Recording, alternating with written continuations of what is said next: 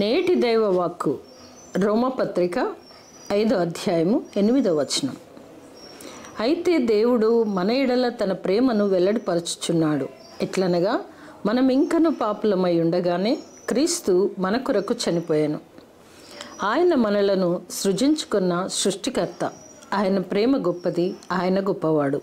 ఆ ప్రేమ ఏమనగా మనము పాపులముగా ఉండగానే మనల్ని ప్రేమించాడు.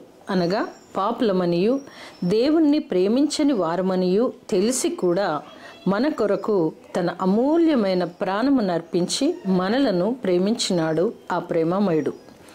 మనము పాపములోనే జీవించుచు తండ్రిని మనము చేరుకోలేదు. కానీ ప్రభువు ముందుగా మనలను ప్రేమించినాడు. మనలను మంచివారుగా చేసుకోవాలని, ఆయనతో స్నేహితులుగా ఉండాలనుకున్నాడు. అంత శక్తి మనకు లేదని, మనము చేయలేని దాన్ని దేవుడు చేసినాడు.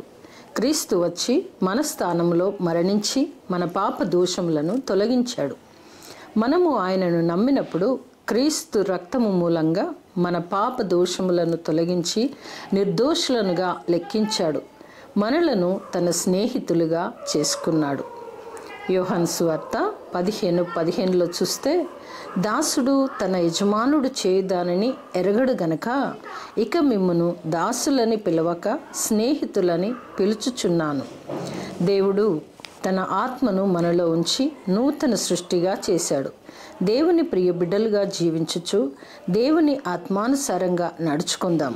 ఎందుకనగా మనలను విడవక ప్రాణం పెట్టి దాసులని అనక స్నేహితులుగా మార్చుకున్న దేవుణ్ణి మనము కూడా విడవక మరువక ప్రభువుని స్మరించుచు ఆయన కాపుదలలో భద్రపరచబడే కృప ప్రభు అయిన యేసుక్రీస్తు ద్వారా మనందరికీ కలుగునుగాక.